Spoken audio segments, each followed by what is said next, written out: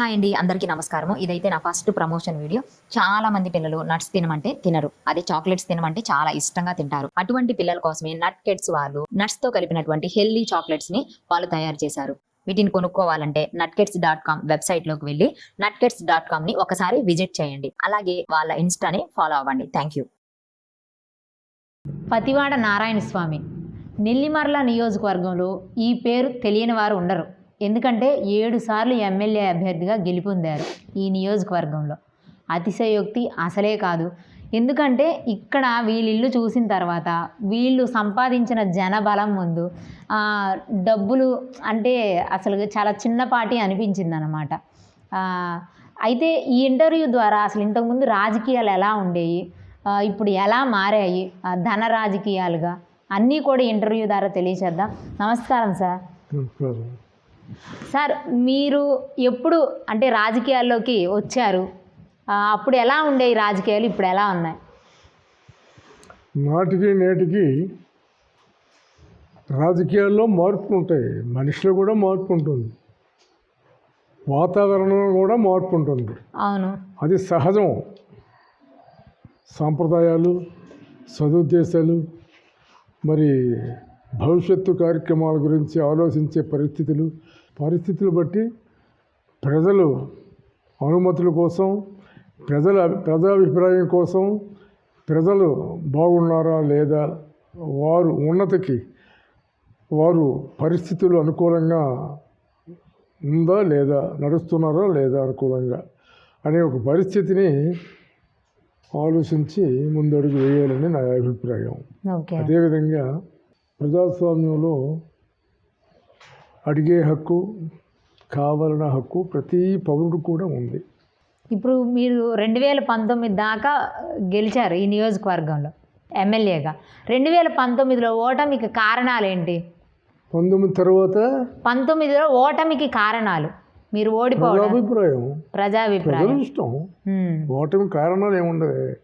ప్రజాభిప్రాయం 7 సార్లు గెలిచాము. మరి ఎప్పుడు మనమే గెలవాలా, మనమే ముందడుగు వేయాలి, మనమే ప్రజలకి అనుగుణ్యంగా అన్ని కార్యక్రమాలు చేయాలంటే జరిగేది కాదు. ప్రజలు అందరికీ తెలుసు కదా. వారసత్వ రాజకీయాలు అంతా నడుస్తుంటాయి తెలుగు రాష్ట్రాల్లో మరీ ఎక్కువ. మరి మీరు దానికి విరుద్ధమా, లేకపోతే ఎందుకు మీ పిల్లల్ని రానివ్వలేదు? అది ప్రజాభిప్రాయం.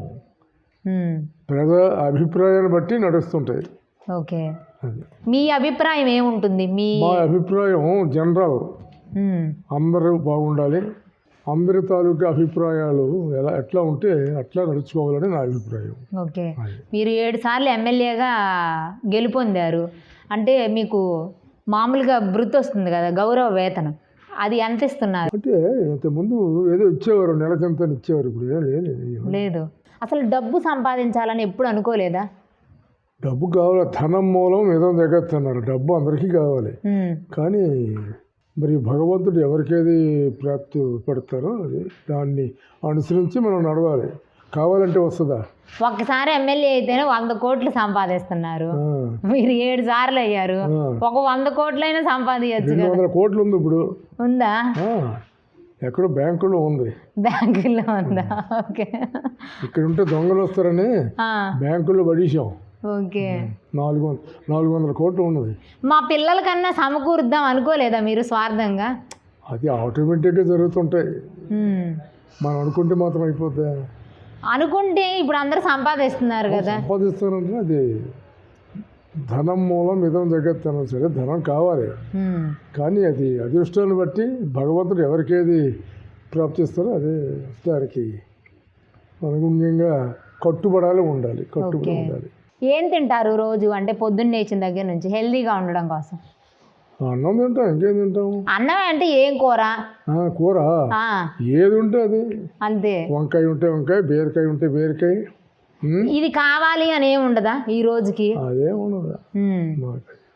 అసెంబ్లీలో అడుగుపెట్టి మాట్లాడారు కదా, అప్పుడు ఎలా ఉంది ఈ ఇంటి వాతావరణం? మీకు ఎలా ఉంటుంది? రెండిట్లో ఏది బాగుంది అనిపిస్తుంది? సగటు మొత్తం అక్కడ ఇక్కడ అంతే, తేడా ఏం లేదు నాకు, నా ఉద్దేశం. అల్ప సంతోషినా మీరు? అదే అల్ప సంతోష్. అంతేనా?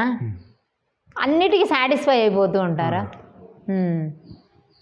కానీ కావాలి. భగవంతుడు ఎవరికేది ప్రాప్తిస్తాడో అదే దానిని మనం అనుసరించి దానికి సంతోషించాలి. మీ పిల్లలు ఇప్పుడు మిమ్మల్ని ఏం విమర్శించరా? మమ్మల్ని రాజకీయాల్లోకి రానికుండా చేసావు, మమ్మల్ని పైకి తీసుకురాలేదు, అది మీ అడిగి తెలుసుకోవాలి. మీరు మిమ్మల్ని ఎప్పుడైనా అన్నారా? మిమ్మల్ని ఎప్పుడైనా విమర్శించారా? మమ్మల్ని ఎందుకు విమర్శిస్తారు? మీ అంటే కొడుకులు కదా, నాన్న నువ్వే మమ్మల్ని ఇలా. అదేం లేదు. అదేం లేదు. ఇప్పుడున్న ప్రస్తుత రాజకీయాల్లో నెల్లిమర్ల నియోజకవర్గంలో మీరు పోటీ చేయాలి అని అనుకుంటున్నారా లేదా? ప్రస్తుతానికి అది ప్రజాభిప్రాయం. అలా కాదు, మీ మనసులో మీకు ఒకటి ఉంటుంది, ప్రజలకు ఒకటి ఉంటుంది, రెండు ఈక్వల్ ఎలా అయితే? నా కోరికలు అయిపోయింది. 7 సార్లు ఎమ్మెల్యే అయ్యాం, మంత్రి అయ్యాం, ఇంకెందుకు? మీ పిల్లలైనా నించోబెట్టాలనుకుంటున్నారా మీ కొడుకుల్ని? పరిస్థితులు బట్టి అప్పుడు ఆలోచించి కార్యక్రమాలు చేస్తాం. నిలబడతా ఉంటే అందరికీ ఉంటుంది ఆశ, డబ్బు ఎందు ఇంకా కార్యక్రమాలు అందరికీ ఆశ ఉంటుంది. అది పరిస్థితులు బట్టి. అప్పుడు ప్రజలు ఎథికల్గా ఉండేవాళ్ళు, ఇప్పుడు అంటే నైతికంగా ఉండేవాళ్ళు ఇప్పుడు లేరు అంటే దానికి మీ సమాధానం?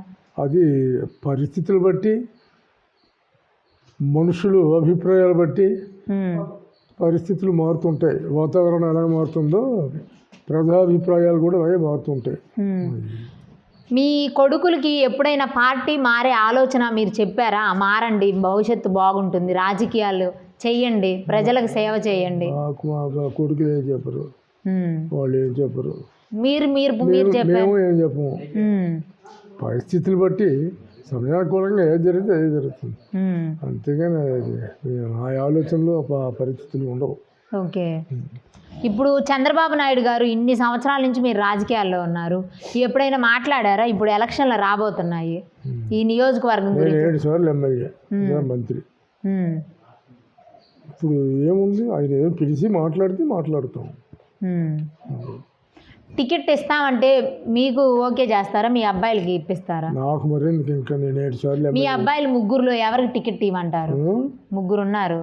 ఆ ముగ్గురు ఒకవేళ నీకు చెప్తారేమో టికెట్ ఇమ్మని. అవునా? మరి నాకు ఓటు లేదు ఇక్కడ, నాకు ఓటు ఎక్కలేదు, రప్పిస్తాం ఓటు. అంతేనా? ప్రజాస్వామ్యంలో అడిగే హక్కు, కావాలనే హక్కు ఉంది, ఎక్కడైనా చేయొచ్చు, పోటీ ఎక్కడైనా చేయొచ్చు. ఇప్పుడు మీరు యాక్టివ్ పొలిటికల్గా ఉన్నారా, లేకపోతే సైలెంట్గా ఉందాం అనుకుంటున్నారా? అటు ఇటు కాకుండా ఉంటారా? అటు ఇటు కాకుండా అంటే మాకేం లేదు, రాజకీయం అయిపోయింది కదా, చేస్తాం. 7 సార్లు ఇప్పుడు చేసేసారు, అయిపోయింది, ముందుకు కొనసాగాలి, మీ పిల్లల్ని తీసుకెళ్ళాలి అనుకుంటున్నారా, లేకపోతే సైలెంట్ పాత్ర ఆటోమేటిక్గా జరుగుతుంటాయి? ఆటోమేటిక్గా. ఇప్పుడు ప్రభుత్వం పనితీరు ఎలా ఉంది? పరిస్థితులు బట్టి ప్రభుత్వాలు నడుస్తుంటే ప్రజలు నడుస్తుంటారు. ప్రజలు తెలివైన వాళ్ళు అయ్యారు, ప్రజలు పరిపాలించే ప్రజాప్రతినిధులు కూడా తెలివైన వాళ్ళే అయ్యారు. ఓకే. ఇప్పుడున్న ఎమ్మెల్యే గారు పనితీరు ఎలా ఉంది? పనితీరు అంతే ఏముంది, బడుగొండ అప్పలనాయుడు గారు. బడుగొండ అప్పలనాయుడు ఎవరు వచ్చినా ఏముంది, అందరికీ అన్ని విషయాలు తెలుసు.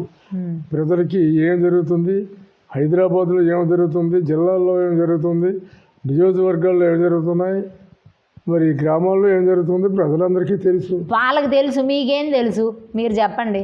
మాకేం తెలుసు అంటే మాకు ప్రజల తాలూకా కష్టాలు, నష్టాలు, బాధలు చూసి ఆలోచించి కావలసినటువంటి కార్యక్రమాలు ప్రభుత్వ దృష్టి తీసుకెళ్ళి మాకు ఇది కావాలి, అది కావాలి, మా ప్రజలు కోరిక మేరకు కార్యక్రమాలు చేయాలని ఉద్దేశం మాకు. ఫలానా అని చెప్తుంటాం. అది వాళ్ళు చెయ్యొచ్చు, చెయ్యకపోవచ్చు. వాళ్ళు కూడా అన్నీ చెయ్యాలని ఏదో వాళ్ళ దగ్గర ఉండాలి కదా, డబ్బు ఉండాలి. ప్రభుత్వం దగ్గర కూడా డబ్బు ఉండాలి కదా, పరికరాలు ఉండాలి కదా. ప్రభుత్వాన్ని, ప్రజల్ని దృష్టిలో పెట్టుకుని అనుగుణ్యంగా ఉన్నటువంటి కార్యక్రమాలు చేస్తుంటారు. అంతే.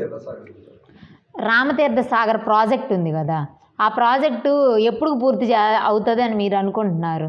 ఈ రాజకీయాలు ఏదైనా కానీ అది గవర్నమెంట్ పరిస్థితులు బట్టి ఉంటుంది. అది మీరు పూర్తి చేయాలని అనుకున్నారు కదా? మేమే చేయించాం అది. అసలు శంకుస్థాపన దాని తాలూకా పరిస్థితిని ఆలోచించి మేమే అక్కడ ప్రపోజల్ చేసాం. 7 సార్లు ఎమ్మెల్యే అయ్యారు కదా, అప్పుడు ఎటువంటి మార్కు మీరు చూపించారు? అంటే మీరు చెప్పుకోదగిన అభివృద్ధి అంటే మీరు చేసినవి ఏమీ లేదు. మేము తారక రామతీర్థ సాగరం ఒకటి శాంక్షన్ చేయించాం. ఓకే. మరి ఇరిగేషన్ సైడు ఎక్కడ కాలువలు చెరువులు అన్నీ బోర్లు ప్రజలకు కావలసినటువంటి రైతుకు కావలసినటువంటి కార్యక్రమాలన్నీ చేసాం ఓకే. నిస్వార్థంగా. నేను 7 సార్లు ఎమ్మెల్యే అయినా డబ్బులు సంపాదించలేదు. అప్పుడు అలాగే ఉన్నాం, ఇప్పుడు అలాగే ఉన్నాం. మరి మారుతున్నాయి, రాజకీయాలు మారినాయి, మనుషులు మారుతున్నారు, పరిస్థితులు మారాయి. మరి మీకు ఎప్పుడు మారాలి అనిపించలేదా? మారడం ఎందుకు? అంతేనా? మార్పు అవసరం కదా, మార్పు అవసరం. మార్పు అవసరం అంటే ప్రజలకు కావలసినటువంటి కార్యక్రమాలు చేసి మార్పు తీసుకురావాలి ప్రజల్లో. అంతేగాని పార్టీలు మార్చడం ఇంకా వేరే వేరే కార్యక్రమాలు చేయకూడదు. ఇప్పుడు టీడీపీ జనసేన పొత్తులో ఉంది. లోకం మాధవి గారు మంచి పరిపాలన చేస్తారా, కర్రోజు బంగారరాజు గారు బాగా చేస్తారా? అప్పుడు వాళ్ళు చేసినప్పుడు మనం చెప్పాలి. ఇప్పుడు నేనేం చెప్పాలండి? ఒక మనిషిని అంచనా వేయొచ్చు కదా చూసి. అంచనా వేయడానికి 6 రోజులు కావాలి. ఓకే. అంచనా వేసే మనిషిని చూసి అంచనా వేసే పరిస్థితులు కావు. ఓకే, థ్యాంక్ యూ సార్ మాట్లాడినందుకు. ఇంకా మీ ఇల్లంతా వీడియో తీసుకోవచ్చా? ఇంకా ఇక్కడ మధ్యకది లేదు, ఇచ్చారా?